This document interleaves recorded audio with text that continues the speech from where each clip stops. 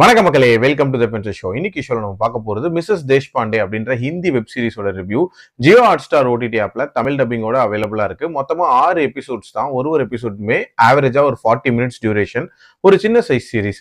ஆக்சுவலா இந்த சீரிஸ் லாமெண்டே அப்படின்னு சொல்லப்படுற பிரெஞ்சு சீரிஸோட இந்தியன் அடாப்டேஷன் அப்படின்னே சொல்லலாம். இதுல மாதுரி தீக்ஷித் தான் வந்து லீட் கேரக்டர் பிளே பண்ணிருக்காங்க.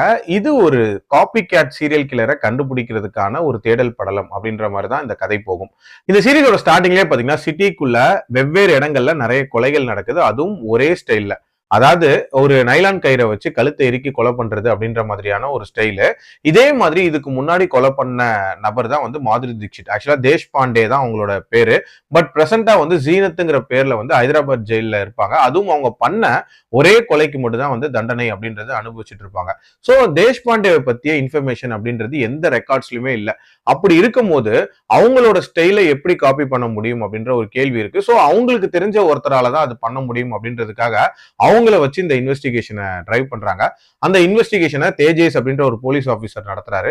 சோ இதுக்கப்புறம் அந்த இன்வெஸ்டிகேஷன் எப்படி போகுது அண்ட் அந்த கில்லரை கண்டுபிடிச்சாங்களா, டுவர்ட்ஸ் எண்ட் என்ன ஆகுதுன்ற மாதிரி நிறைய விஷயங்களை சொல்லக்கூடிய ஒரு சீரிஸ் தான் இந்த சீரிஸ். இந்த சீரிஸோட ஐடியா, அதாவது ஒரு சீரியல் கில்லரை வச்சே ஒரு காப்பி கேட் சீரியல் கில்லரை பிடிக்கிறது அப்படின்றது ஒரு இன்ட்ரெஸ்டிங்கான கான்செப்ட்.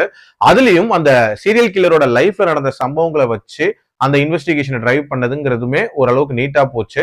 அந்த கில்லர் யாரு அப்படின்ற ட்விஸ்ட் வந்து எனக்கு ஓரளவுக்கு ஒர்க் அவுட் ஆயிருந்துச்சு அப்படின்னே சொல்லுவேன். ஆனா என்னன்னா கொஞ்சம் முன்னாடியே அதை கண்டுபிடிக்க முடிஞ்சிச்சு அப்படின்னே சொல்லுவேன். அதுக்கு காரணம் ரீசெண்டாவே இந்த ஒரு கான்செப்ட்லயே நிறைய படங்களை வந்து நம்மளே ரிவ்யூ பண்ணிருப்போம். அது என்னங்கிறது நீங்க பார்க்கும் போது உங்களுக்கே புரியும். அதே மாதிரி மாதுரி தீக்ஷித் ஏன் வந்து இந்த மாதிரியான கில்லரா மாறினாங்கிறதுக்கு லாஸ்டா ஒரு ரீசன் சொல்லியிருப்பாங்க.